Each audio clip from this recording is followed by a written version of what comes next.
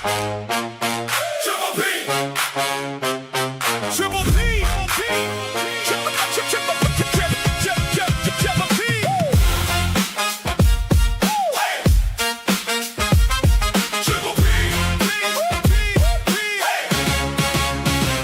Panels for comics, turn the page, ink in the margins, front to stage. Piledrivers for wrestling, crowd goes wild.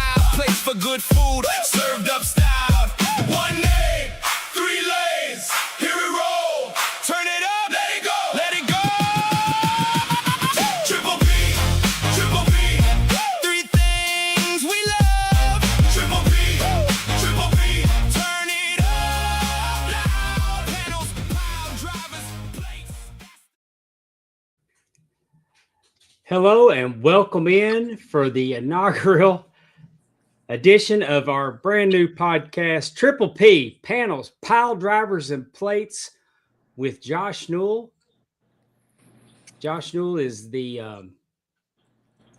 owner and promoter of Bayou Independent Wrestling and the author of the upcoming comic book Castle Aiden. Yes, sir. I'm looking forward to doing this with you every week. I've lost your video. Josh. You lost my video? Yeah, you're just still. I don't see you. Huh. I can see you. It says everyone can see and hear me, but Let me go to the chat. Matthew Elvis Presley, thanks for joining us. Amy Vaughn. Hey, Amy, can y'all see Josh? Because I can't.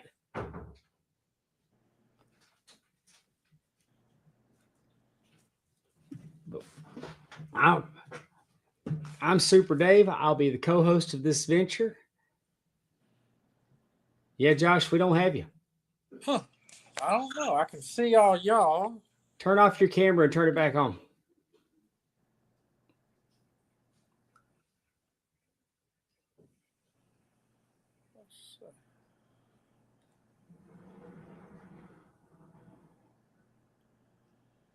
He was...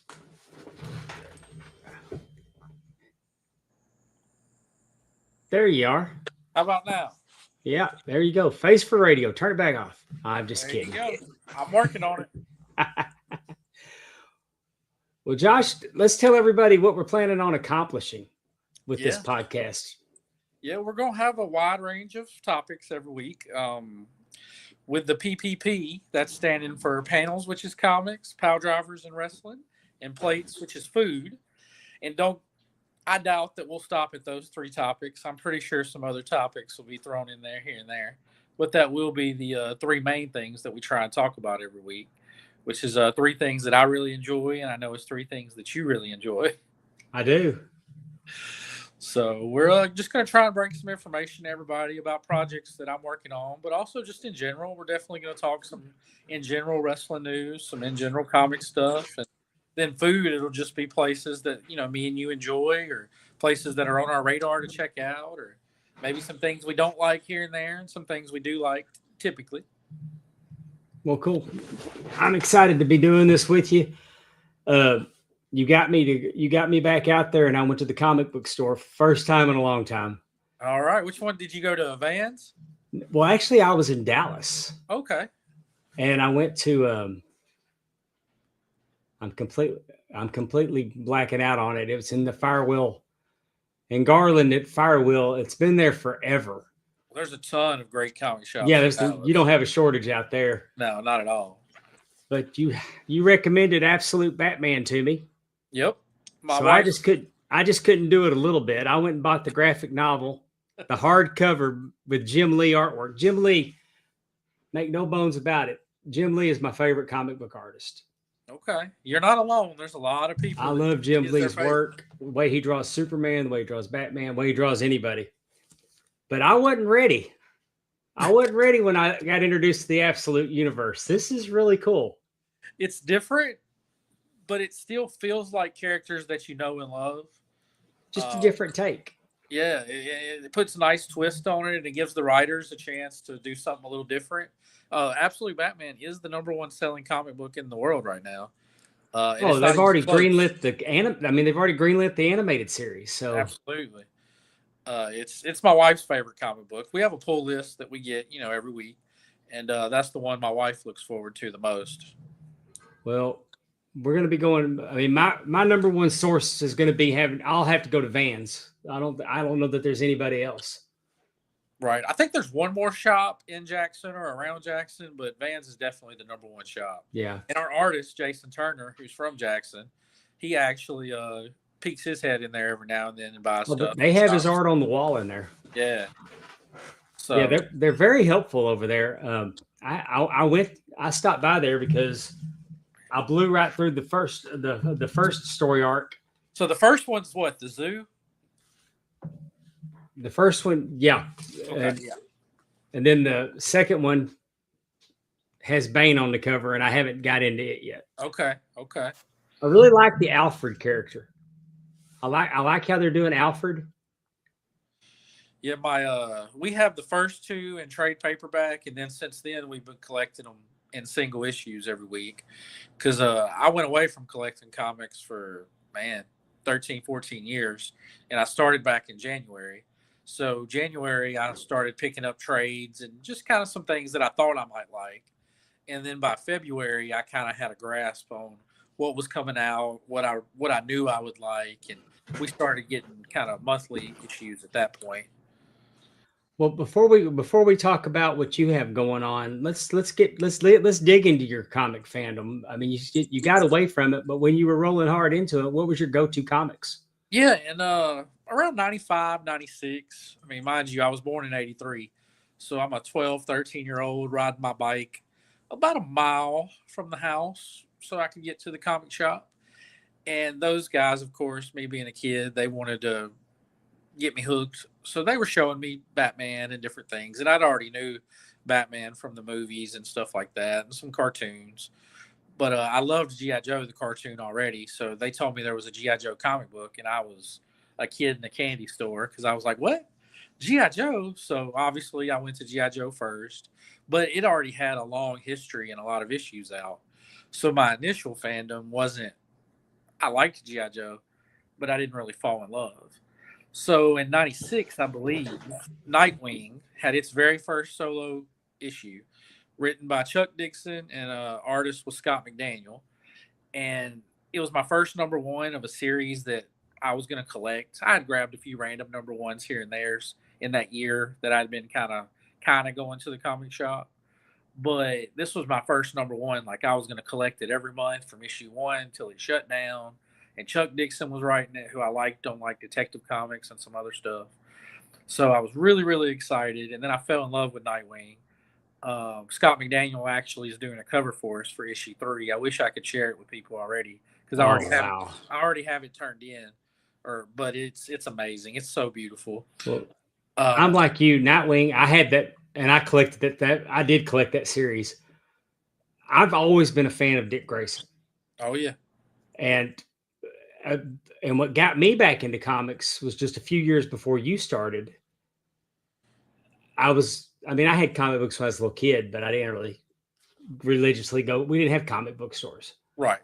But I had seen an article that was on the news, and they put a 1-900 number in the back of a comic book, whether Robin lived or died. Right. And I'm like, they're killing Robin? You were one of the ones that called the number, huh? Well, no, I didn't know what they were talking about. And so I went to Lone Star Comics and Science Fiction. That's a big chain in the Dallas-Fort Worth area. And I asked them, I said, hey, I hear that they're killing Robin. And they got me the Death in the Family. They had trade. They actually had trade paperback of it by then. And I'd already missed the voting. Gotcha. But after I read it, I would have voted, yeah, kill him. But I didn't know that Dick Grayson wasn't Robin anymore.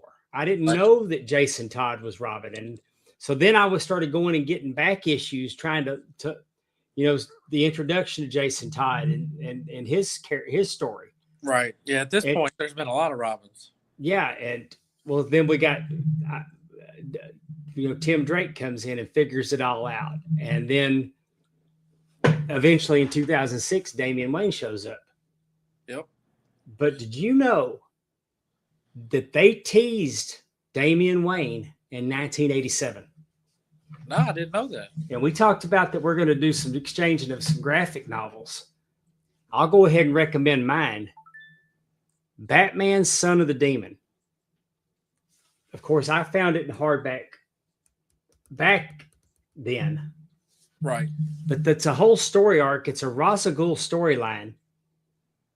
And he wants Batman to be his successor. And, of course, Batman, we know Batman's relationship with Talia. But I'm not going to spoil it for you. But the last page of this comic book, when I read it, thought that was so screwed up. And you got to keep in mind that I'm an adult now reading them. Right. Well, But- comics, I mean, there are comics that are still geared for kids, but it's a very small group of the comics. Comics is mainly for adults these days. That's for sure. Well, back then, I loved it because I started wanting to get back issues. Right. And I had a list and I'm trying to fill in the blanks. And I had Detective and Batman from like 1980 through 1997, 98. Wow. I had them all. And I would go to comic book conventions. Like they had one the day after Thanksgiving and I'd have a list, a checklist, and I'd go looking at back. I'd go through back issues and I could check them off. And Right. we didn't have the internet. Right. And I found my last comic. I think it was Batman 115 or something like that. And I'm trying to remember why it was so hard. Why it was so hard to get. And it could have been the debut of Jason Todd as Robin. It was something significant. I paid like $115 for this comic book. Wow. But I found it on AOL at Mile High Comics in Denver. And that was the first time I'd bought something off the internet. Okay. I mean, that's what we had. But I couldn't find that book, and I'd been everywhere. Comic book conventions. I've been through every store in the Dallas-Fort Worth area. But that was fun. Just having a checklist. And I did the same thing with the Teen Titans. Like I had the first 55 issues. And then I liked the question with Vic Sage, the question. Right. So I had the first 50 something comics of that. I love Vic Sage, and I would love for James Gunn to do something with the question. I think it'd be with the technology they're using for the Clayface, they could do the question. And for y'all that don't know, the question is a detective. Actually, he was a newsman that was a vigilante, but he would put this mask on and spray it with this stuff, and he had no face.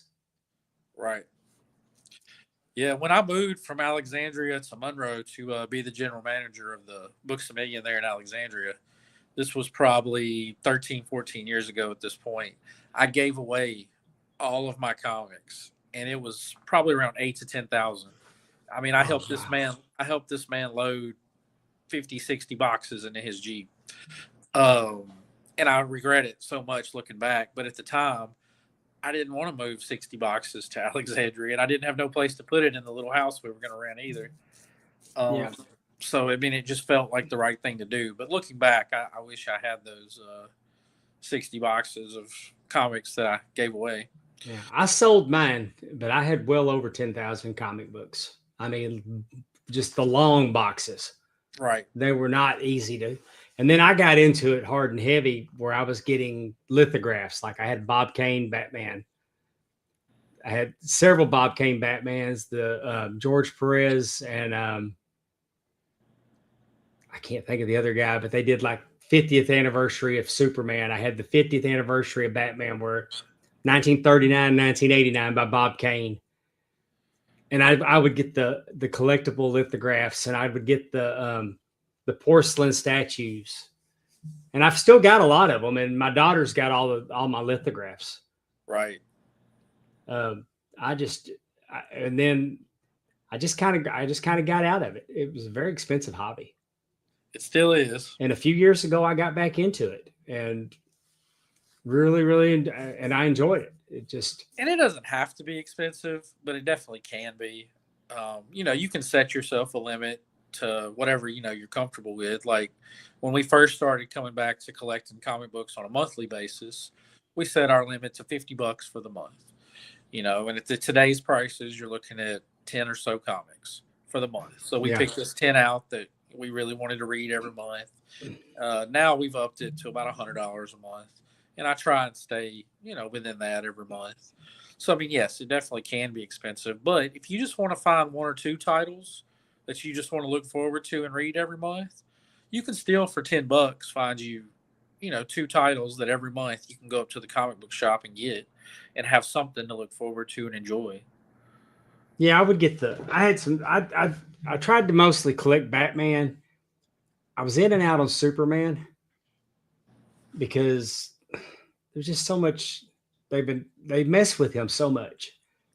Yeah. And the whole with the kids and but another thing that gets me is that then they'll come out with alternate covers. Oh yeah. As you're going to see on cover 8. Yeah, I know. Here lately. Oh yeah, I supported the Kickstarter with the 4 different covers. I mean, that was right up my alley. You're not alone. That's a lot of people's alley. But I mean, I did that with Action 1000, Detective 1000, getting them all. I mean, I had to have them all, and then I was trying to figure out how to get the ultra rare ones.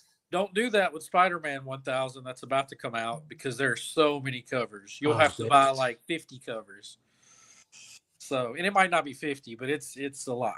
Do you remember when McFarlane came out? When McFarlane did Spider-Man, got his own Spider-Man series.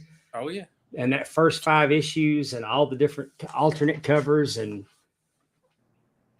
they were basically forming Image when I started. Todd and that whole group, Liefeld and all those guys. So basically when I got started was just before they all branched off and went to Image. So I was right there for like Spawn #1 and stuff like that when they were really getting Image going. Savage Dragon, which is still going to this day. I really enjoyed Shadowhawk and Pitt. Yeah. Liefeld's brought Youngblood back and Braddock and all those guys. So Witchblade's still going. Darkness is still going. So a lot of those old original Image titles are still around. Now they took breaks except for Spawn and Savage Dragon. Well, Savage Dragon has taken some breaks, but not real breaks. Just where it might take him a few months because Larson still does all the work for it. So like nobody else writes it. He draws it like he's a beast. But that's still coming out to this day. So that tells you the dedication that he's had with that product. But yeah, Image was just coming out, but I'd seen some of Todd's work for Marvel because once I got in, you couldn't help but see some of those guys' different covers and things they did. They were also talented. All those that left to go to Image were so talented. Well, now you've been motivated to write your own comic. Yeah. Yeah, it's been an adventure, that's for sure. So, I mean, I can see that. I can understand that you would be. I mean, you're very creative. Anybody knows that you're very creative, man. What was the motivation? I mean, I understand that you being a comic fan. Hey, I'd like to write my own comic. I get that, but what was the inspiration for Castle Aiden? Well, just like with wrestling, I've been a comic book fan most of my life. So with the wrestling, I took that and I ran with it and I started a promotion. Well, doing a comic book is a whole different thing. Plus, my drawing ability is about a stick figure level, if that. So, I mean, it's not like I'm ever going to draw anything because nobody wants to see that. But I finished my novel and I wrote the novel and I enjoyed it and it was fun and we're looking at getting that published now too. But I was like, man, this wasn't quite. I didn't fall in love with writing the novel, but I love writing because I mean I've been doing these wrestling scripts forever and just different things. But I was like, there's something else. Like this isn't. I'm probably not meant to write 50 novels. This probably isn't what I'm meant to do. And I started kind of tinkering with my love of superheroes again and putting some thoughts down on paper and different things. And I was like, you know what? If I can write a book, I can start a wrestling company. I can get my real estate license. I can be a homeowner. I can do all these things. I can probably do a comic book. How do I do this? So, I started watching videos and different things. I reached out to our cameraman, Keith Hall, who's worked on a few comic books of his own. reached out to Mark Bandy, who I used to play cards with because I was a diehard Magic the Gathering card player for a decade. I mean, I've been all over the United States playing. And me and him used to play a lot, and he has his own comic book and even created his own studio out there in Arizona. So I kind of talked to him a little bit, and then I started doing research. I was looking up artists, and Texas has so many artists. Texas has a ton of artists. So I started searching these groups and different things and looking at conventions and seeing who was busy, who was not, checking out their work. And I wanted somebody that was close enough that I could drive to and like reach out and touch if I had a problem or if I wasn't understanding something. So Jason Turner was one of the ones that jumped out to me there in Jackson because it was like I can get to Jackson, I can go eat some good food either in Vicksburg or Jackson on the drive, or I can stop on my way to Brookhaven if it's in between a wrestling show, but I can get to Jackson, Mississippi. So I started looking at Jason's work a little more, and he had done some covers for Godzilla and Teenage Mutant Ninja Turtle and Feral and just a bunch of cool stuff. And I was like, I think this is the guy.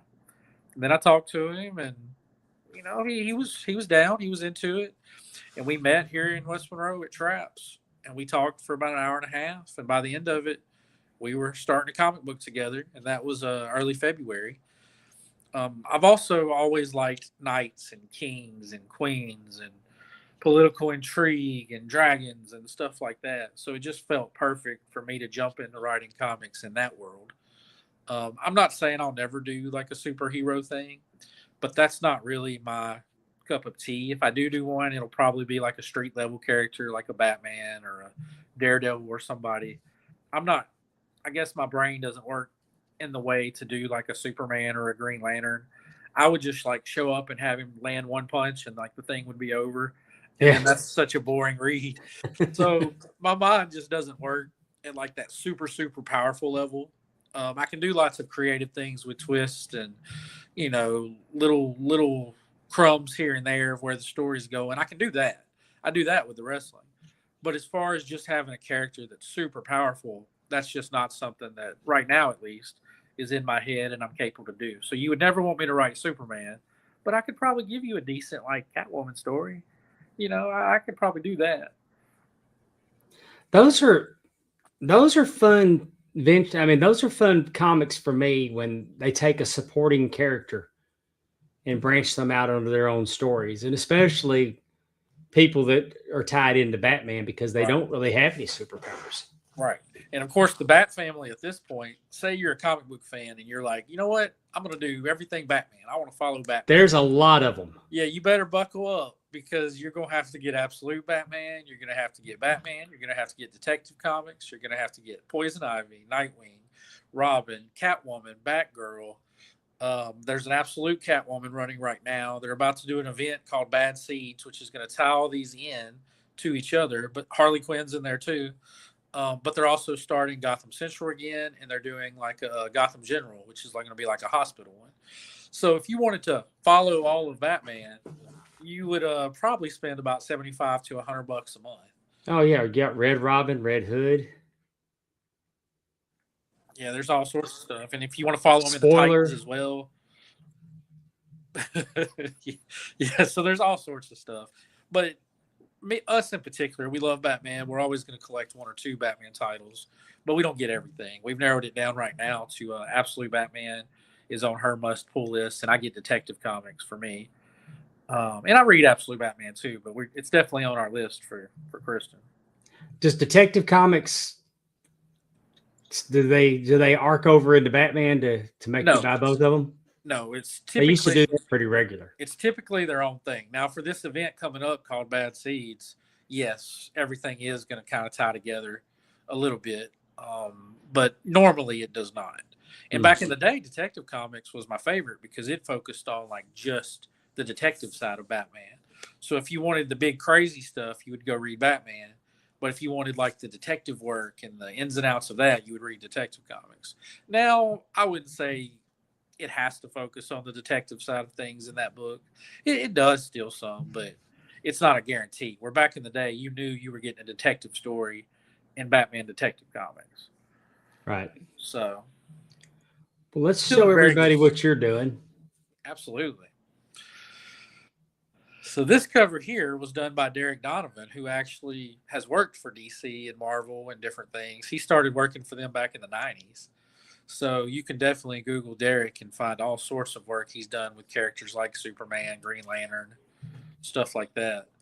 So I was honored to. He also lives in New Orleans, and again, my mind. I love to support the South and do things here in the South, and I just that's the first thing that branched out to me was Southern talent, and with Derek living in New Orleans, plus his background of 30-something years in comics, I was like, yeah, we're getting Derek, and I can't go into too much detail about what exactly is happening here because it'll give away some of the story. Right. But once you read it, you'll kind of definitely see the conflicting reason of why this comes here. Can you tell us who this character is? Yeah, his name is Jarrell. He's one of the 7 members of the Inner Circle. And the Inner Circle is a group of knights that are loyal to the king, that all have a special skill set, and that he can call on for the toughest of missions. So he really trusts his Inner Circle. And then this is our king. This is King Marcus Reigns. I think this is my favorite image out of everything that you've shown me so far. Okay. It's going to be hard to beat, that's for sure.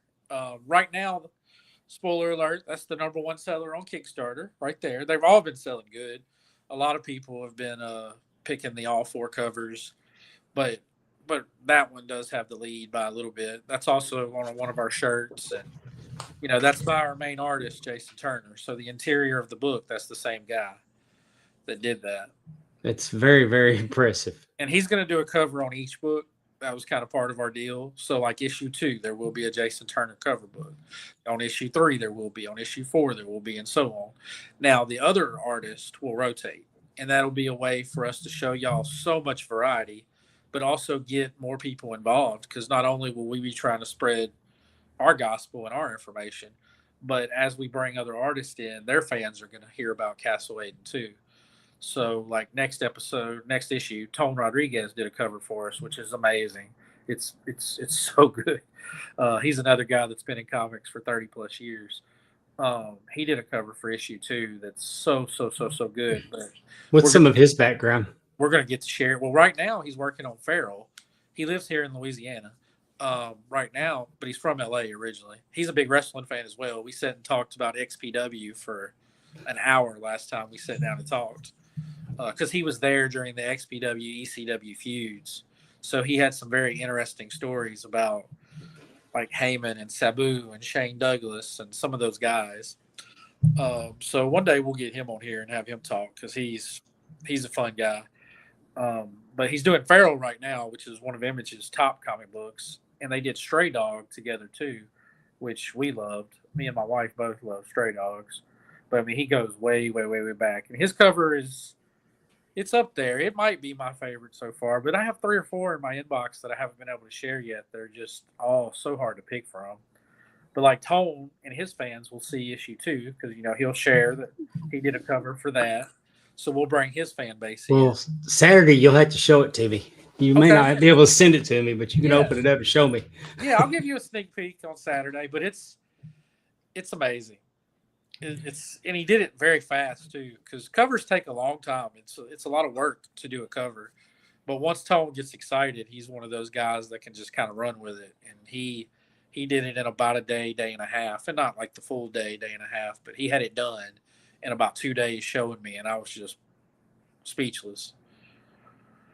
This is an interesting style. Yeah, this was something a little different, using some paint and some different other strategies. But our letterer, DJ Don Jason Hall, did this one. He's doing all the lettering for all the issues of Castle Aiden, but he did this cover as well. And it's so unique, and there's lots of little details. You really got to zoom in on some of the people in the background to get the full cover. It looks like a still from a comic book. I mean, from a cartoon. Yeah. And I gave him an outline of what I wanted for this one, so he didn't have complete full reign on what to do. So I'm sure he was cussing me as he was adding in all those details in the background. He was like, "Oh, that dang Josh! I could have finished this 2 hours earlier." Rah, rah, rah. But Hey, him and Josh, Derek, let me ask you: Do you see the chat? no, You, I don't see the chat. we have a live chat. We have people that are actually watching and commenting as we go. I don't know if you figure out on there how to open it up. That might have to be a next week thing, but read something off to me if we got some questions. We got Matt Presley with us. We got Amy Vaughn with us. Hey, Amy. Hey, Matt. Sam's here from the 318 Wrestling Channel. We appreciate everything Sam does. Yep, we'll see Sam Saturday. Yeah. Perel Epting just commented Value Independent Wrestling. Darren Staley's with us. Darren Staley, Darren Staley will distract you because he's quite hilarious in the chat. Okay. Miss Ginger's with us. It might be good. Ginger. I can't see the chat then. I'll put Ginger's comment up there. And then Billy's with us. Hi, Billy. Hey, Billy. Hey, Ginger. So I wanted to let you know that we do actually have people watching and they comment and follow along in the chat. Yeah, next week we'll mess with it before we come on the air and get it to where I can definitely see all that. Okay. Let's bring the next one up. Here's a map. Is it August or Agus? Agus. And this took the DJ also did this. So the guy that just did the cover that you showed did this. And I told him I wanted a map and I gave him some cities and locations and different things that I wanted. And I was expecting, a map. I was expecting something quality, but he blew me away with the details that he added and, being able to see like there's a farmland for Libster and then the castles and then the water. And you can see where the little sea monster is in the bottom right. And dragons over on that kind of bottom tier left. And that's very accurate. The snow is down at the bottom. Manzus has desert. So there's just so many things that he was able to get on there that I see muddy waters. Yeah, there's a muddy waters. That's actually a big part of the story. It's also a big part of BIW. Yeah. So yeah, I picked up on that. Yeah, but there's going to be a lot of wrestling things in there that people can pick up on if they follow. Like one of the characters' name is Anthony Saxon. Ah. Well, if you followed BIW for the last 19 years, you're well aware of a John Saxon and you're well aware of a Steve Anthony. So, there's an Anthony Saxon in there. So there's going to be lots of little tidbits. Same in my book that I wrote, like Rooster's in my book. I put a few other people I know and locations that I frequent in the book. Change the names, but it's definitely in there. They'll know Rooster needs to be in your comic book. Well, he can't be in the medieval one, but I am working on another one called Dark Minds, which is going to be a Mississippi cop living close to an Indian reservation. And they could use a lawyer in that book. So, but that one's going to be a 5-issue miniseries. We're going to get started on it in November, which means we would hope to get it out to the world kind of this time next year. So comics take a long time. People don't really realize I can write the script in a couple of days, a week, whatever. But as far as getting the pencils done, the inking done, the coloring done, the lettering done, the production done, the printing done, the marketing done, you're talking about one issue of the comic book. We started this in February, and we're just now going to Kickstarter. We could have went a little faster, but, I mean, that's roughly how long it's going to take. If you had the opportunity to attend a Comic-Con, and it's an actual true Comic-Con that it still has comic book artists and that attend. Do yourself a favor and find one of these artists and commission them to draw you a picture. It's like just, I had a guy, his name was Jackson. I apologize because it's been 35, maybe 40 years ago, at least 35 years ago. But I commissioned him to draw me a picture of Batman, a black and white pen, and he took his pencil and he sat there and I watched him do. He didn't. It's not like he drew the head and then he would just do like certain things to lay it out, and then he would make it all connect. Yeah, at first when you're watching a good artist do their thing, you're like, "What the heck is he doing?" And I don't know how long it took. At least 30 minutes. Oh yeah. But to watch him sit there and just watch them apply their craft, and then realize how many they have to do Oh yeah. to And make like a that page that's up right now, I don't know Jason's actual count time on each page or anything, but we've kind of talked about the average. That's 4 panels. I know that castle took him a little longer to draw than most things, um, but it's a 4 panel page. It probably took him 10 hours, 9 hours to do that page. And there's 20 interior pages in the book, plus the cover, some ads, a couple other things. But he had to do 20 pages for the book. And, you do the math, and they take between 8 hours and, let's say, on the high end, maybe 12 or 13 if it's a complicated page. That's a lot of time that the artist has to put into the book. yeah. And not only this page isn't done at that point, now it also has to be colored. And then once it's colored, it goes to the letterer to add in the text. So, a page in the comic book is really, if you count my writing, 16, 17 hours of work to get one page put together. And you don't really think like that when you're thinking of a comic book, but when you start actually putting it together and doing it, that's the truth. It's just that much work to kind of get it done. This is the only page we put out so far that has any text in it. So if you want any inkling of the story, that's the only page that you can kind of zoom in and hear a little bit about the story. But to kind of do a rundown of it, it's basically a kid that feels like he's let his dad down, which I feel like we've all probably been in that spot before. And maybe not your dad, maybe it's your mother, but we've kind of all been in that spot before. So, what is give us the summary, a synopsis of what Castle Aiden is. Yeah. So like Castle Aiden is going to end up being a lot of things. If you're a fan of Game of Thrones, you know that started one way and then it went about 175,000 different directions. And that's, similar-ish to where this world's going to be and what's going to happen. But the gist of it is this king, Marcus Reigns, who you can see in this one, is going to be giving his all to teach his son, Leland, who's the prince there, to be a good man and a good future king in a very bad world. And he's going to do his best to make sure that his son has high morals, does the right thing, stands up for people, makes tough decisions. And that's not going to be easiest to do in a lot of times. There's going to be a lot of times there was an easier answer. And his dad's going to challenge him to always do the right thing, not necessarily the easy thing. We're also going to introduce some characters around Leland and Marcus that are going to make it more interesting. In issue 2, you're going to meet Baymore. He actually has a cameo at the very, very, very end of this issue, but really we meet him in issue 2, and he's a warrior. He's your Conan. He's your badass. He's your drink beer, let's fight. And he has a soft spot for the king and the prince, but it's kind of conflicting because the king wants Baymore to teach him how to fight, but he doesn't necessarily want Baymore to be the one to teach him morals and how to make certain choices and things like that. But Leland is obsessed with Baymore. He loves everything about Baymore. So it's like your dad's telling you one thing, but Michael Jordan over here on the TV is telling you all these other things.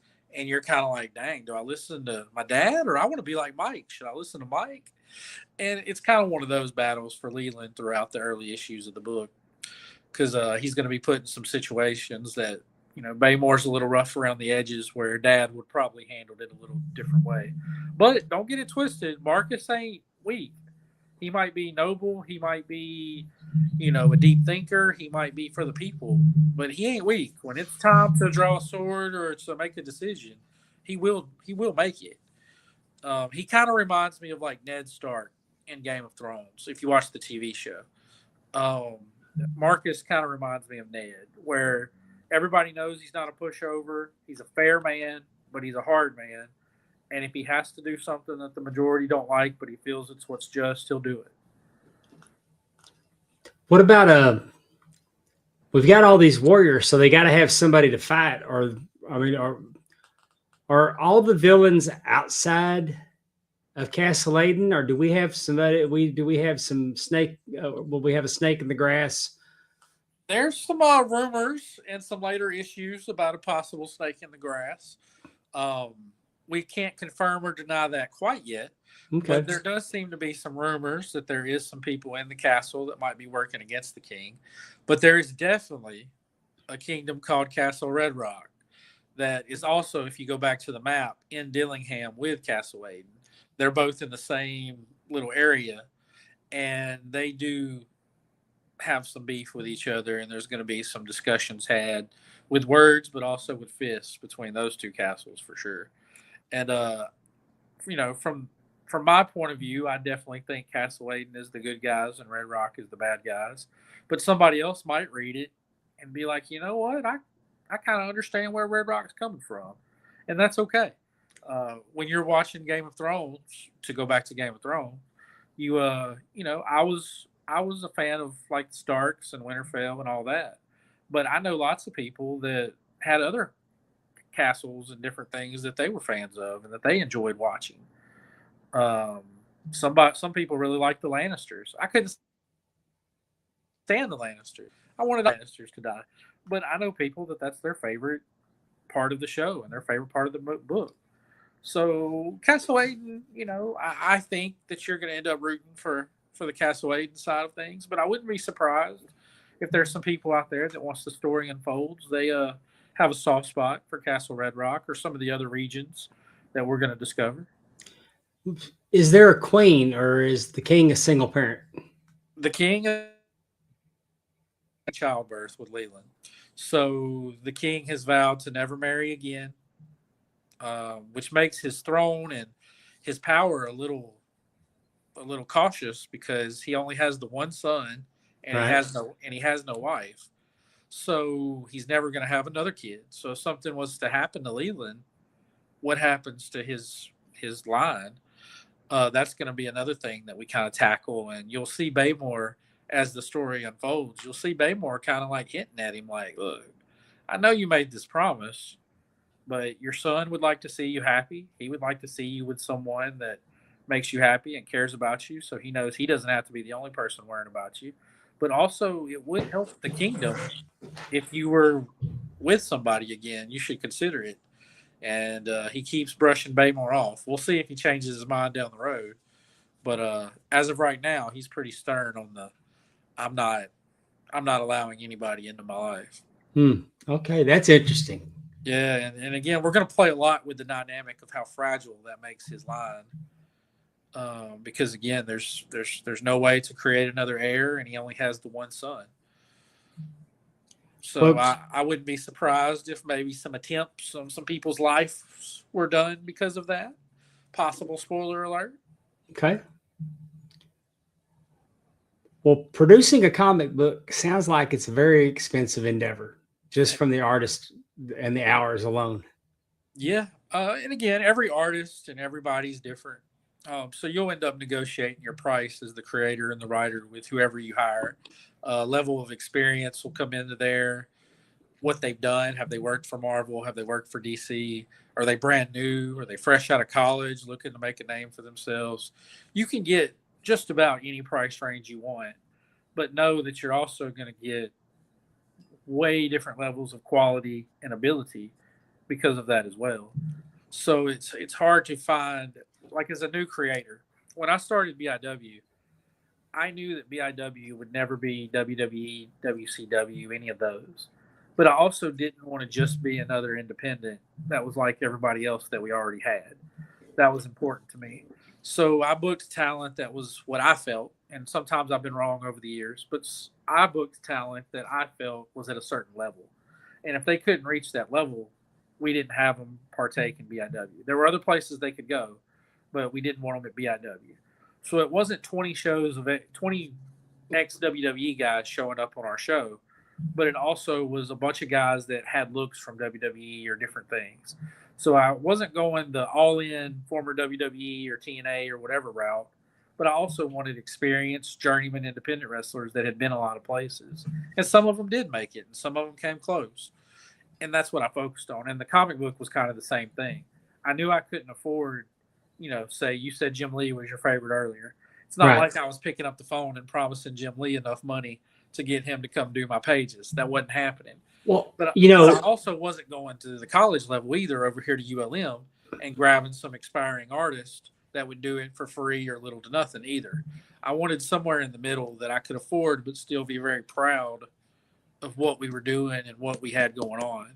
And that's why, I think Jason was the perfect pick because he has done some amazing things already, and I'm excited about getting more eyes on him as well. Yeah.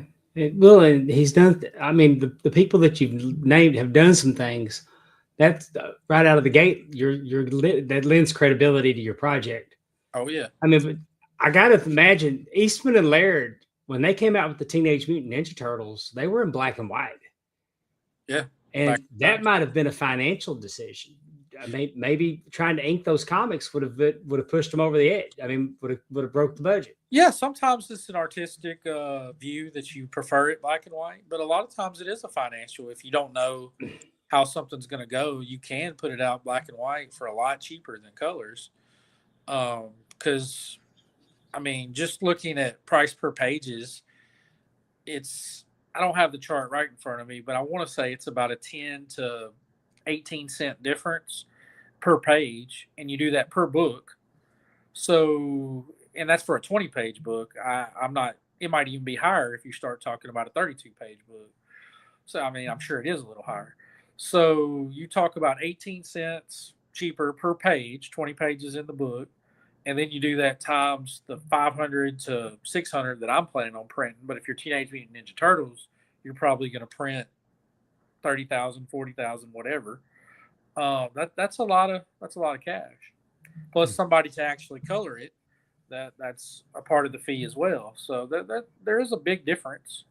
That's why I was tinkering with our comic book's 24 pages. There's 20 interior, and then the cover, the inside cover, the back cover, and the inside of it all count as a page too.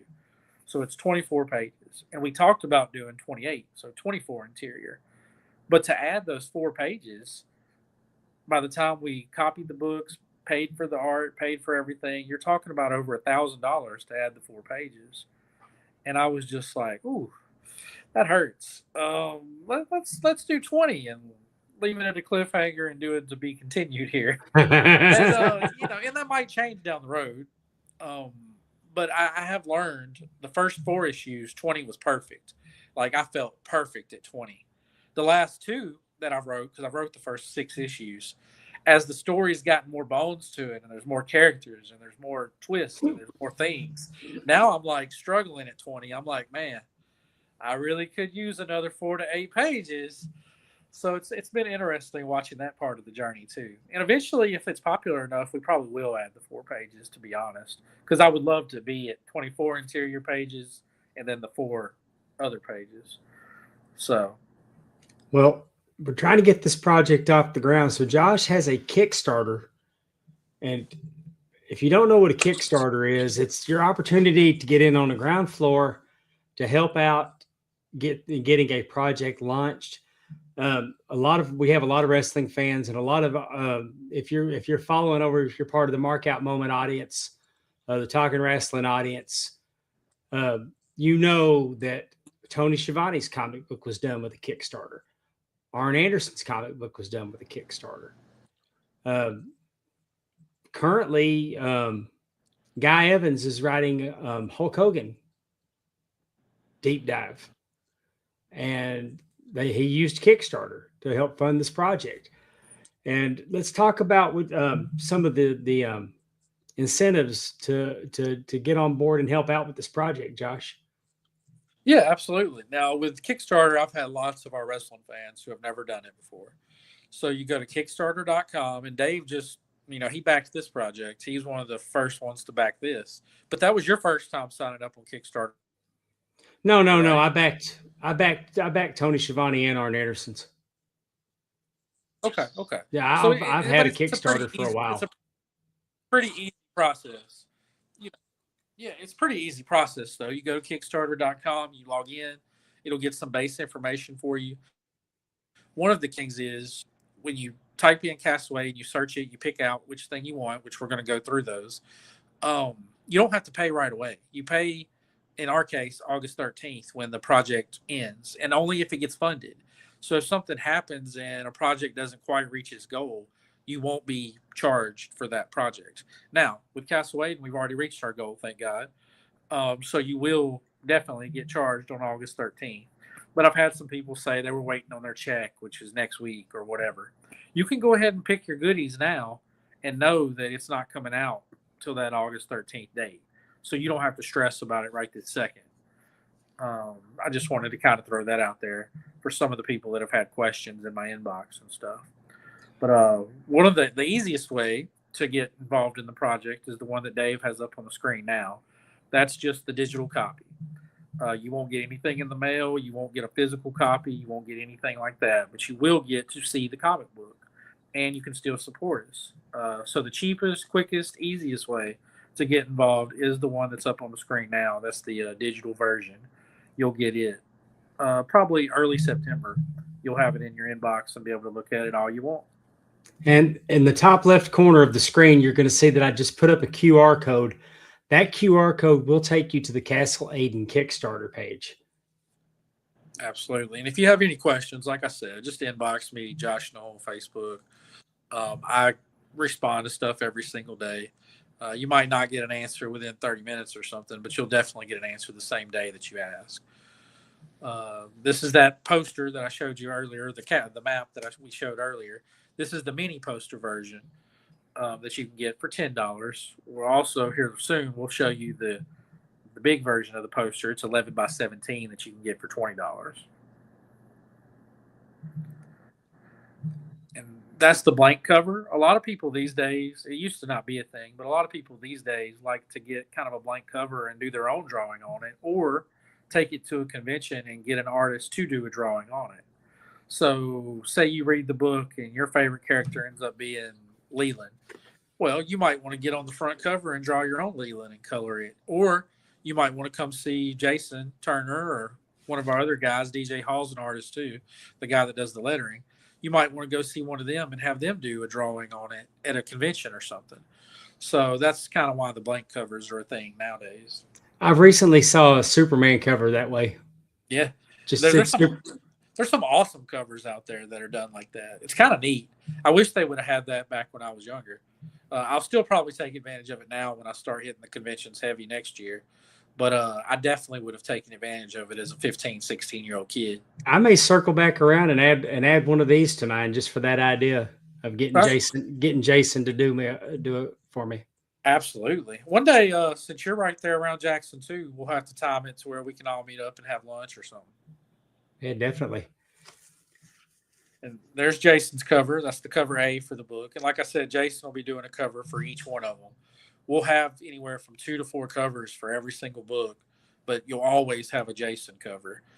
And we're putting that on the bookmarks. That's on one of the shirts. We have 2 shirts, but that's one of the shirts. So I really, really, really, really like this cover. It's just, it kind of, to me, lets you know right off the bat that Marcus is somebody not to mess with, and that he's somebody that you better take serious. Let me ask you about this image that's on the bottom left. It looks like a bear with a bear in its mouth on a guitar pick. That's their sigil. That'll be on the banners, and that's it's basically a bear that's protecting its cub and, moving it to the next location with him. Okay. So that'll be like if you like the lion or the dire wolf for the snows and stuff like that. That's their version. And then this was DJ's cover that I'm sure he cussed me out for, with all the detail in the back. And once people read this, they'll kind of know, because the scene that this is portraying, the king wasn't actually there. So this is basically what he wishes his son would have done and what he would have done if he would have been there. But he wasn't there. So this kind of gives you a glimpse of how he wished it would have went down. And of course, that's Derek's cover. It's a little more expensive than the others, just because, again, like I said earlier, Derek's been all over. He's been with Marvel. He's been with DC. He's done all your top superheroes. So, and that's another one that I kind of gave him an idea on of what I wanted, and it'll make a lot more sense once you kind of read the book. I get a sense of deja vu when I see this cover. Like I have seen something similar before. It reminds me of a comic book I've seen before, Okay. but I can't quite put my finger on it. But it's just like deja vu. I got you. I got you. And then you can get the Jason cover black and white as well with a Virgin on it, which means nothing. It won't have your number one on it. It won't have the Castle Aiden logo on it. It's just the artwork. So if that's something that you're wanting, there are people out there that really, really like the Virgin covers. This is your chance to get one of those from us. And then this is the full size of the map, the 11 by 17 here, which the mini poster has been popular so far. We've had several people do the mini poster as an add-on. But if you got room, 11 by 17s I've got quite a few 11 by 17s here in my man cave. Absolutely. They're not hard to get framed. Framing's very inexpensive for 11 by 17. Mm-hmm. And for $20, you can get that. Yep. And here's one of those shirts. This is the one with Jason's graphic on it that I was talking about earlier. And we'll have some of these at wrestling shows too in the future, some of the shirts, and I'll probably bring some of the maps. Oh, well, good. This is the Baymore shirt, where, again, he's not a big part of issue 1. They talk about him a little bit. But issue 2 is kind of where he kicks into high gear, but he is a main character for sure. So I like the foreshadowing that the vampires and werewolves. Yeah, and dragons. No we'd expect dragons.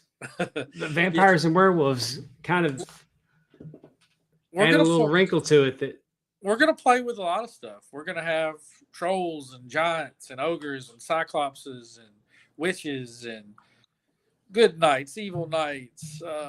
We even have a female knight, which is called a dame. I looked that up the other day, to do some of my research. But there's going to be a female knight that's just as tough as the boys, I assure you. But yeah, we're going to have a little bit of everything. This right here is worth it. If you've ever tried to call Josh on the telephone, first off, don't call me. I'll call you. You probably won't get me to answer the other way around. I mean, yeah, I can attest. But on this one, I just wanted to give people a chance to, if they wanted to reach out and ask them questions about how do you start a comic book, or what was your thought process, or what's a little bit about the book. This was a chance to do that. I really think starting in issue 2 is when this will be a more popular option, because then people can ask me what was going on here in issue 1, what was the thought process, what was the different things, while also letting me tease a little bit about what's going to happen in issue 2. I can't wait till you do something to piss them off. I do it in wrestling every single all show. The time. So I probably get 200 people telling me how great a show is, and about 15 people telling me how bad a show is and how negative. But them are the same people that call me as soon as the tickets go out wanting their ticket. So they didn't think it was bad. They just got mad that the bad guy got one over on the good guy that show. But it can't always be the good guy. Nobody wants to follow a story that the good guy wins every single time. And that's in wrestling, that's in comics, that's in TV shows, that's in everything. Derek Render says he should be getting paid to listen to you. There you go. See? And here's this is the one I went with. This is right up my alley. I always fall for the alternate cover gimmick. And right. Well, we're going to have 4 covers on issue 2, and that's not counting the blank or one of the Virgin covers. So really it'll be 6, but we're going to have 4 as far as colored covers for issue 2. So you're always going to have some that you can get your hands on, Dave, I assure you. But this has been the most popular option by far. We've had way more people get this than anything else. So it's just a way to, if you want to get one to hang up, one to read, one to get signed, you got options that way as well. But yeah, this has been the number one seller by far, the 4 cover thing. And there's a lot of people that like getting scripts and different things, and comic scripts aren't the easiest thing to find on the internet. They're definitely out there, but just they're kind of hard to find. So if you really like the first story and you want a signed copy of the script, we can do that for you. All right. And then on here, all of our advertisement pages have already been picked. So we had 2 half pages and 1 full page, and they've all already been selected, which is great. Yeah, I hate that. I hate I missed that. Well, don't worry, it'll be on issue 2. We'll definitely have it for issue 2. But yeah, the half page was $100, and we had room for 2 of those, which we did get. And then the full was $150, and Keith Hall actually grabbed the full for his upcoming movie. It's kind of a multiverse movie of himself. It's a very interesting concept he's got going. But he's took a full page out, and we'll be promoting it in the book too. This is for stores mainly. I mean, it doesn't have to be a store. It could be somebody with a big family or wants to pass out to friends to try and get them to read. But mainly what we had in mind was different stores. So if Van wanted to reach out and get 10 of them, here's Van's way of calling us or getting 10 of them sent, and then they can sell it for, what price they deem necessary. And then the same just with 20 packs. And it will be cover A that you see there that you get with these. It'll always be the cover A, so the one that Jason does, because we'll always print more versions of it than anything else. And then with here, this is kind of interesting because you can get Jason to draw anybody you want. It doesn't have to be a Castle Aiden character. You can reach out and say you want a Wolverine. You can reach out and say you want Catwoman. You can say you want Penguin. So he can do whoever. One of the things that we're going to do for issue 2 is a dueling sketch thing where we have 2 artists, and it'll probably end up being $250. It might be $300 by the time we do it. But you can we'll set it up to where you can tune in and watch the 2 artists kind of go to battle. It'll be a friendly thing. It'll be more of a jam session. But each of them will draw whoever. You get to pick who. So say you draw Wolverine. Justin Stewart will be on one side, or DJ Hall, and Jason will be on the other. And you get to watch them for that 20, 30 minutes. Draw your Wolverine, draw your Batman. And then you get to tell them, who won. But also during that process, you'll get to kind of see how artists do it and interact with each other. And you can ask a question or two as they're going. And it'll just be something different and fun. And you will get both sketches too, by the way. Part of that fee. Once they're finished, we will mail both of those sketches too. Have you ever seen Todd McFarlane drawing online? Yeah, I've watched Todd a few times. On his tablet, how he uses the pen, he does it on a tablet. Oh, yeah. Nowadays, a lot of artists do digital.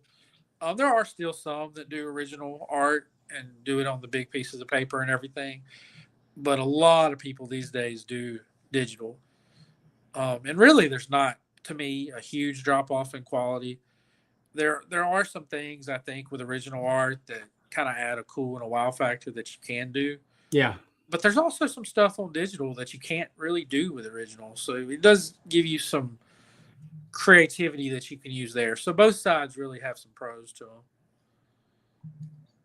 And here's your team. Yeah, this is the team for book 1. And, me, DJ, and Jason are going to be on every single issue of Castle Aiden, until they get tired of me. If DJ or Jason get tired of me, I'll have to go a different route. But right now, they're both fired up and pumped up, and we're excited. So hopefully we can stay that way for a long, long, long, long, long time. But, that crew, the top line there, they'll be with me on every single one. Obviously, the cover artist will change some because Derek won't be on every single issue. That'll be something that we kind of change out here and there. But what's that say down there, Dave? How much for Josh to draw me a tasteful nude of Dave? Oh, I can't draw. Can I get Jason to do it? I think that's what he meant.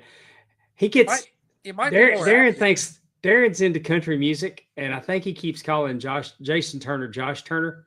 Okay. I would have a lot more money in my bank account. It wouldn't be a problem to fund a comic book. I hope everybody gets behind this and wants to be part of it. And you ought to consider making it where a person could actually be drawn into a panel as a backup character. We have. That's going to be an option. Okay. Either issue 2 or 3. Yeah. I don't know if you'll believe this or not, but Amy did that on the Arn Anderson comic book. She told me that. I was impressed. Yeah. I was impressed. She probably told you more than once. Just twice. The only story in our group that gets told more is Jimmy went to Japan. But Amy runs a close second with all things Arn Anderson. Yeah, the cover artist spot there will also have 3 new names on the next one, because we have Tone Rodriguez, Mike Ruth, and Ken Salinas all doing covers for issue 2 as well. And Mike Ruth is actually doing covers for Red Sonja right now. He has some covers that are out at the comic book shop right this second that are amazing. He's did some Conan covers as well in the past. So I'm really looking forward to what Mike does with our world. Yeah. And when he says Red Sonja, he is talking about the same character that Bridget Nelson played back in the day. Absolutely. That Red Sonja is still ticking and still has a monthly comic book that comes out. Now, they've took some long breaks with it. Now, I will tell you, Conan, the comic book, is amazing. It's amazing. It's one of the top 10 best comic books still coming out on a monthly basis. Wow. Jim Zub writes it, and it is amazing. I have the first 3. Let's see. So I have the first 3 trade paperbacks right here in this nice little sleeve thing. But this was of his collection. And yeah, this series is amazing. I used to have a set of cards that had a lot of Conan in them. Boris Vallejo or something like that. Yeah. And as a matter of fact, I'll butcher some last names. I probably still have those cards. Right. Yeah. The next time that you got some time when you're in Mississippi, you've needed to come see the Wrestle Cave, but absolutely, just the comic stuff that I still have is pretty impressive. Yes, but if people aren't reading it though, Conan, check it out. It's amazing. You wouldn't think there were still fresh stories that you could tell with a character as old as Conan, but they're still coming out at a high level. That's incredible. Before we pivot and get away from the comic books, what's good and different that you're getting what are you into at the comic book store right now that's not your core DC Marvel standout characters? Yeah, well, today I was going to bring up Diorc, so I'll zoom it in here a little bit. Let me expand you out there. There you go. I was going to show this one off today. This is by Brett Bean, and it's a fantasy book. You would think a lot like the one that we wrote, but it's not. It's very different. It's animated, got the cartoon feel. I wouldn't be surprised if when this is done, they end up making it a little animated show. Let me pull up one of the spread pages here. So you got like the artwork there. That was a really cool page in this book. But it's a fantasy world, and it's about a half dwarf, half dork, or half orc. And one side is light, one side is dark. And the two sides hate each other. And there's a prophecy talking about, somebody will bring the end of the world, and they come from the light and the dark. And so everybody wants to kill Diorc because he's the only one known at this time that's half dwarf and half orc. So everybody's trying to kill him. So every issue is him like running into some crazy scenario. And in this issue, we actually got to find out something about his past that I won't spoil because it just came out yesterday. What number are you on? This is number 6, which means they're also about to make a trade paperback of it.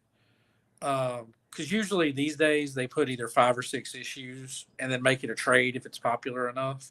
So the trade for Diorc will be coming out. I'm not sure the exact date, but I know it's within like a month, 6 weeks. So you could actually get issue 7 next month at your comic book shop, wait a week or 2 to read it, buy the trade paperback, read your 1 through 6, and then be caught up.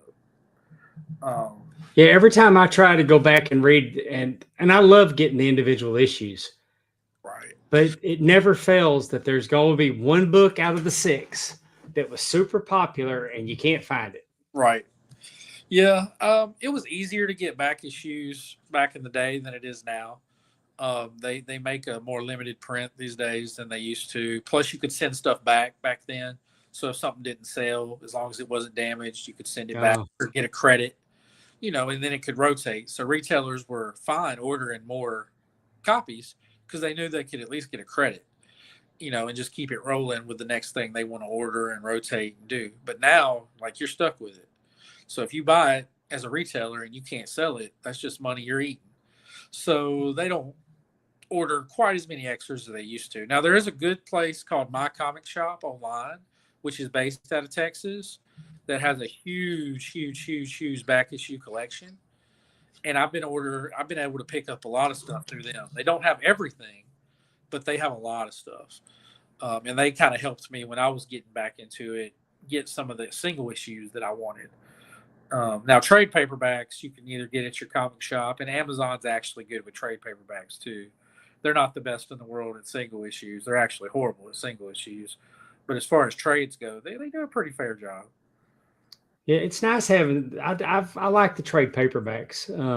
I do too, and they're easier to keep up with. Loose floppies can get a little hard, especially if you're collecting. Let's say you're collecting 25 titles a month. It takes you 4 months to get 100 single issues running around your house. That can be a little complicated to store and to sort. Oh, I've got a whole bookshelf in there that are hardcovers, the greatest action comics ever, stories told, or the greatest Batman stories, or the greatest Golden Age stories, and they're like encyclopedias. But they've got all the books. Oh yeah, and you can get so many. One of the things, let's see, we were talking about Robin earlier. This is the best thing to get your start on Tim Drake. I bought this, and I think it's, let's see if I can see a page count. No, I don't see a page count on the front or back, but it's thick. Oh, wow. It's 600, 700 pages, whatever. It was $60. But, I mean, it's just all of the Tim Drake stories from the 90s are in here that Chuck Dixon wrote. I always liked Tim Drake. Tim Drake was awesome. For as much as I didn't like Jason Todd, I liked Tim Drake. Yep. Now, Dick Grayson was my favorite, and that's why I still love Nightwing, I guess. Yeah. But yeah, I love Tim Drake. Damian's even an interesting character. You're getting to see a lot more Damian in the comic books these days. And, he has a little bit of a temper, and he's a little violent. Yeah, he's a little asshole for sure. Yeah, but you got to remember how he was raised. I mean, yeah. Who trained him and who taught him, and he's just kind of getting acquainted to having a little mercy and a little different view on things. For those that don't know, Damian Wayne is Batman's illegitimate son with Talia al Ghul. So Ra's al Ghul is his grandfather. Yes. And most of his upbringing was done through them, not Batman. Yeah, he learned from the League of Assassins by the time Batman got him. So if you've seen any of the Christian Bale movies, just think about Damian hanging out with all that. Yeah. And then imagine how good of a kid you would come out. Yeah.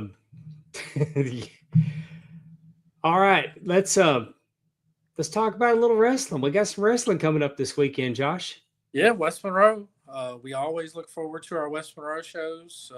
We just celebrated 19 years in May, and our very first show was in West Monroe back in May of 2007. So we always get excited about West Monroe. I sold 100 tickets just yesterday. We can hold about 400, but I sold about 100 yesterday, and we'd already sold about 180 or so. So I probably got about 100 left. Now, I don't know what sold today. I was too busy to go by the outlet today. So I would like to think we have about 100 left, but it might be a little less than that. But yeah, I pull the tickets tomorrow at 4 o'clock. I'll be up at the office until 4 o'clock. And you can still get tickets at the door, but they will be 20 at the door. You can get them for 15 if you grab them tomorrow. So if you plan on bringing a group, please stop by that office by 4. I'll probably even be up at the office, honestly, till about 4:15. So, but please, if you're bringing a group, save that money and come grab them. All right. We got highway robbery. Like again, Josh said, we're at the West Monroe Convention Center. Doors open at 7. Bell time 7:30. we have Christian Blake versus Frankie Thomas. Yeah, they're no strangers to each other, and this is one of those. I hate to call them underrated, but I guess they're both a little underrated if you look at the big picture of things. But they're both so solid. Like, you're never going to get bad. No. Like, even if they have an off night, it's just not going to be bad. It's still going to be quality. It's still going to be solid. It's still going to be good. Both of these guys they're seasoned veterans. Both of them been around for almost 20 years. Yeah. And they both improved so much since the first time I saw them, too. I've told the story about Frankie before and going to his house and watching him wrestle in his backyard and, just different things and thinking, I'll never book this guy. Yeah. And then, he just kept working and kept showing up and kept getting better and trained with Cassidy Riley and bugged the crap out of John Saxon. And he would come help with the ring and do stuff with me. And then finally, he worked his way in. And then from there, he actually became a very, very, very, very valued member of the team. And he's been with me, I think, second longest out of the current group behind Steve Anthony. And then he's so good. Oh, He's yeah. so good in the ring.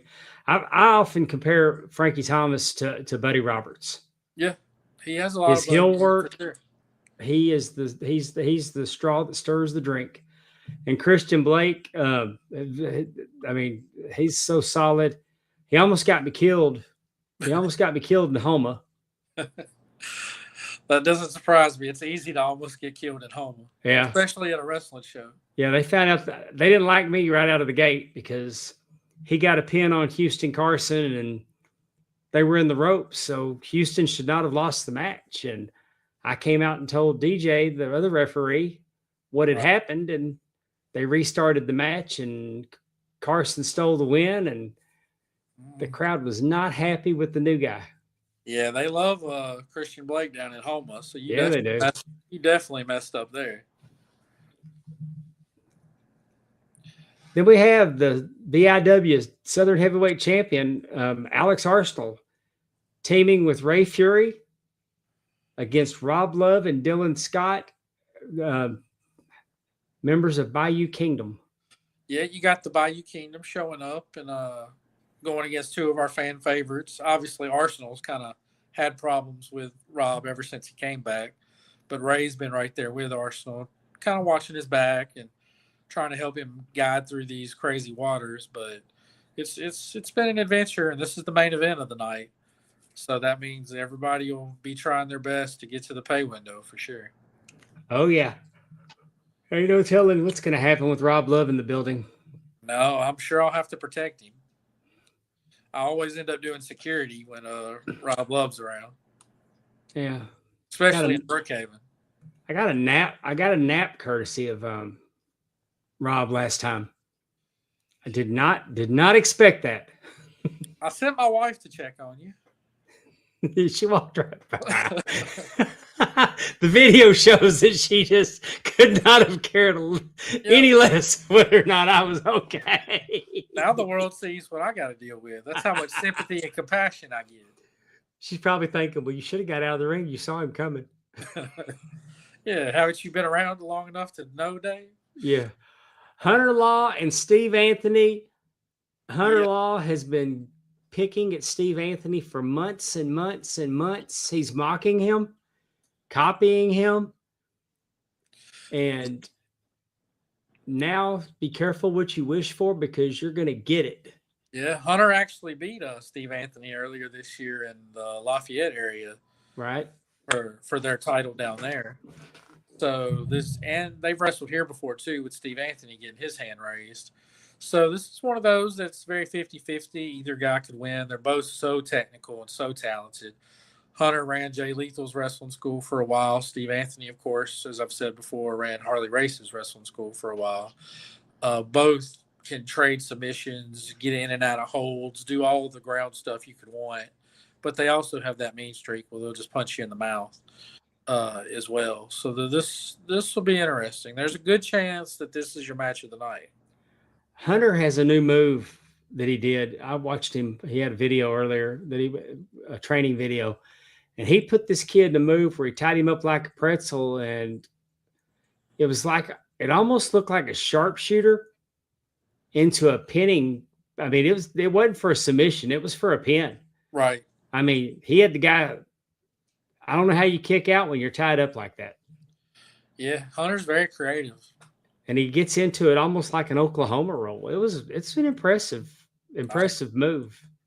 Well, we'll see if we see it Saturday. I'm excited for this one, Josh. Jesse the Dragonheart. I'm high on this kid. He's going to have his hands full because he's going to be outweighed by 100 and something pounds. Oh yeah, Corey Steed's a man and a half. Yeah, he's got that Stan Hansen vibe going. And you never know who's going to be waiting in the wings with Bayou Kingdom. Yeah, he's going to have his hands full for his debut. I ain't saying he can't come out on top, but it's a tough way of making your debut. But I'm excited, super excited to see Jesse the Dragonheart making his way to Bayou Independent Wrestling. Him and Sammy Ryder, two that I've been really, really high on. Right. And I hate Sammy's hurt, and he's had 2 surgeries on his ankle, and we're praying for him and hope he gets well soon. Absolutely. He was hate to see him get sidelined because he was on his way to debut in November, but things happen, and I wish him nothing but the best. Yeah. All right, Stella Wren versus Killer Kate. Yep, it's Stella's debut with us. She's never been in a BIW ring before. Killa's actually, the former women's champion who's making her return to West Monroe after losing her belt, even though she didn't get pinned. She likes to bring that up. Yeah. Cassidy Riley made it a triple threat match, kind of unbeknownst to Kate, and she lost her title without taking a pin, and she is not a happy camper, which means Stella has her hands full because Kate's going to try and put her in every submission on the man. And Kate's normally not in a good mood as a rule, right?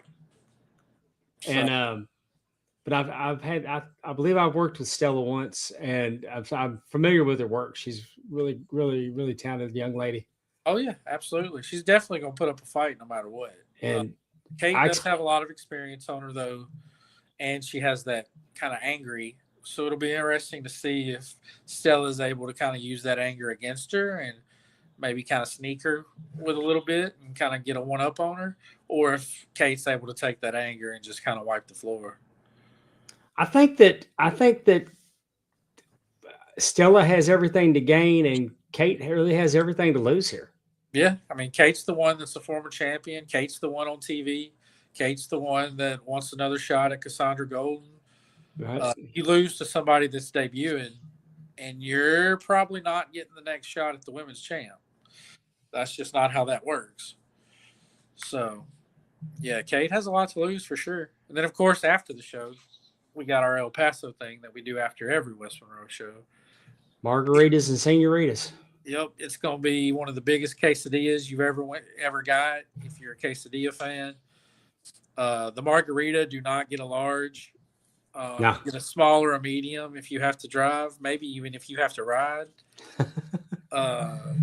It's good food and good times. We usually have anywhere from 35 people to 80 people back there, and we're telling stories, joking, laughing, talking about the show, talking about the next show, eating good food, talking Mid-South wrestling, just having fun. Yeah, I had the carne asada the last couple of times I've been there and really, really thoroughly enjoyed it. Yeah, that's Caleb Conley's favorite anytime he's in town, the current JCW World Heavyweight Champion. He's a big carne asada fan from there because the steak hangs off your plate. It's so big that it doesn't even fit on the plate.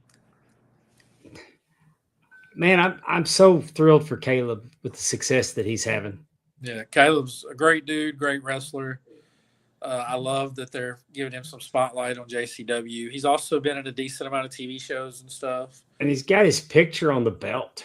Yeah, that's neat. I figured you would like that. Oh, I popped for it. I love that he did a spot for your Kickstarter. Yeah, that's really cool of him. Even Caleb wants y'all to check out the Kickstarter. I saw Caleb in Nashville at GalaxyCon. Nice. When I walked in the door, he was right up front there at the where you would go and get your professional photo op. Nice. And they were actually him and Hunter. They had wrestling there. Okay. Yeah, a lot of cons do have wrestling and stuff, and as I start traveling to more and more of them next year with the comic book, I'll definitely see if I can get BIW involved with one or two of the projects.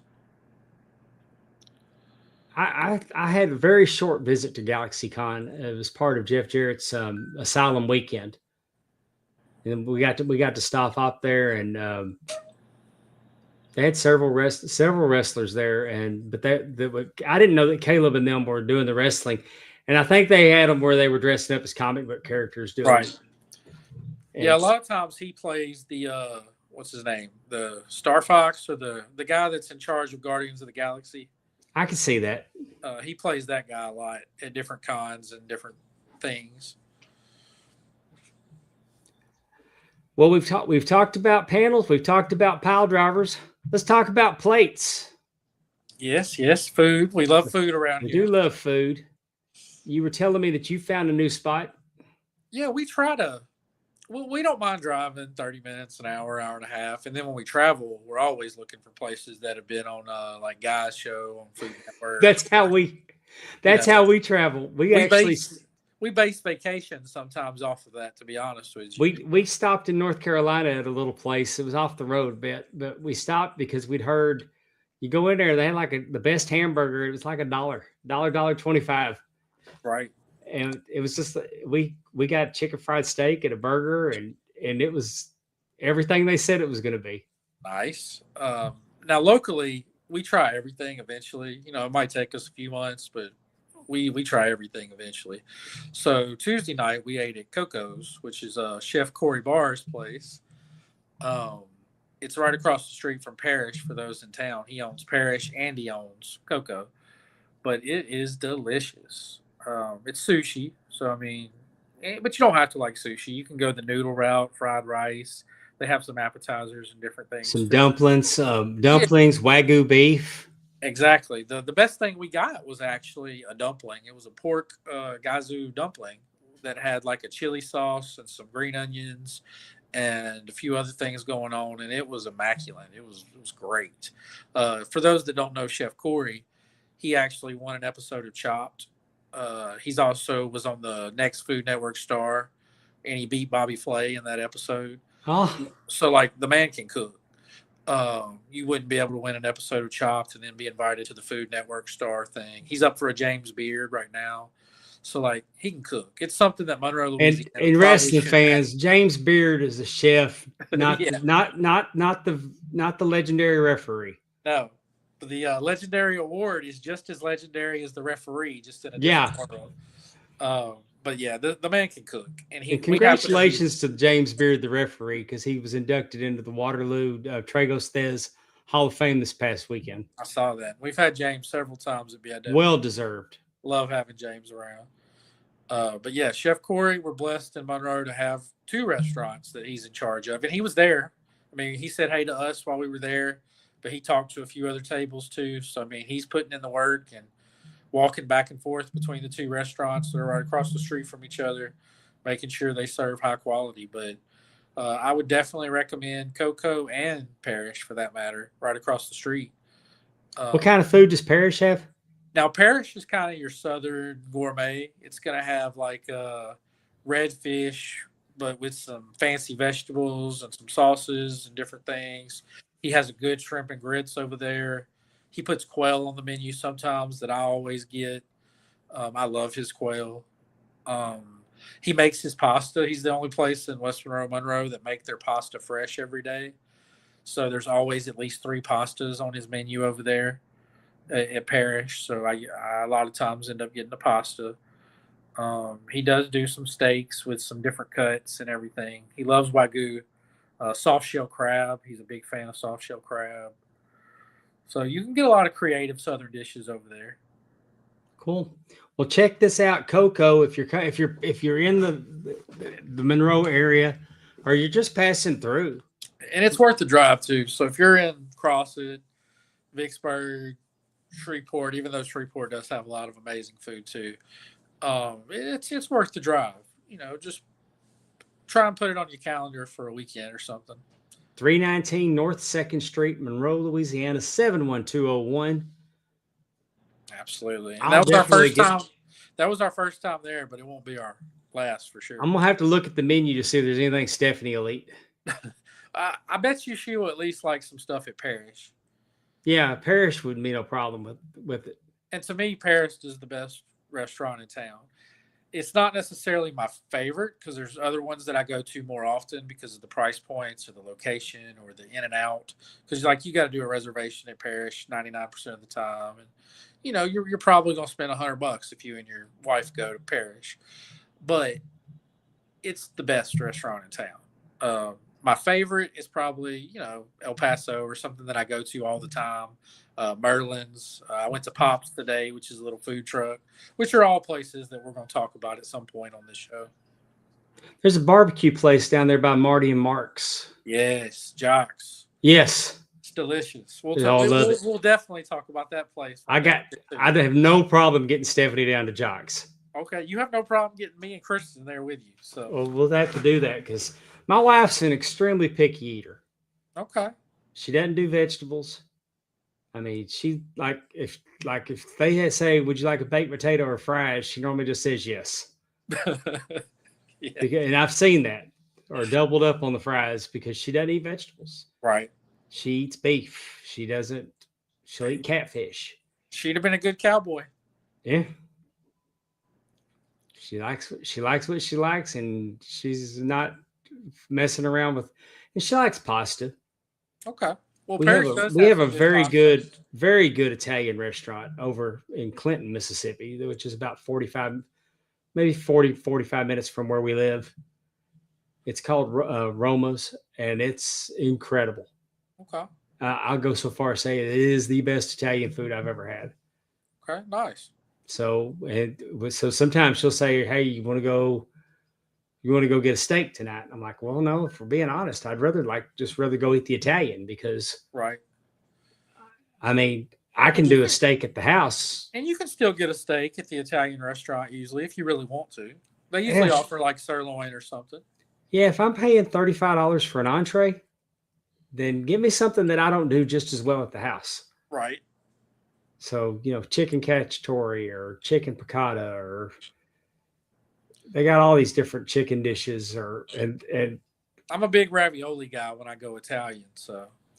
Oh, they have a fried ravioli appetizer. I think fried lobster raviolis. Sounds delicious. Yes. Now I'm hungry. Me too. We got to end this podcast so I can go eat now. We'll do it. I'm excited that we're doing this, Josh, and we'll be more going forward. We'll be more. Tonight was just an introduction, so we wanted to throw it out, and I'm excited about doing this, and I'm excited to get back into comic books. I'm gonna head over to Vans, and I'm gonna figure out where I'm gonna jump back in. There's gonna be some Batman involved. Now, don't think that they have a small selection. I don't know if you went down the steps and into the very back of the building. Oh my God, the gaming! Yeah, it's got a ton of stuff down there. I can't believe how many people were there just to game that night. Oh yeah, but if you go in and you go to the left and you go down those steps, there's a whole comic room down there. Oh, I walked the whole thing. Okay, because it's got like 200 boxes of comics in that room. Yeah, I remember. I've been over there when they were at the old place, and it was not anywhere near that size. Right. But I dealt with Comic Commander right down the street from him. Okay. And that's where I would go a lot. I mean, that's when I was doing most of my collecting. When I first started, I forget the name of the shop that I used to ride my bike to, but when I really, really got into it as a 15, 16-year-old, Clint's Comics was my favorite. Clint's since passed away, but I wish Clint was still around. That's one thing I want to say. I wish Clint was still around to see this comic book that we're putting out, because he would have been a big supporter of it. He would have been behind it 100%. Yeah, I may have to get the retailer pack, and of course I'll have to get mine autographed, and we'll put them on the gimmick table when we're all around. Oh yeah, when I'm around on the loop. Absolutely. Working the other shows. Wrestling and comics go well together. Yeah, it's the same level of nerd.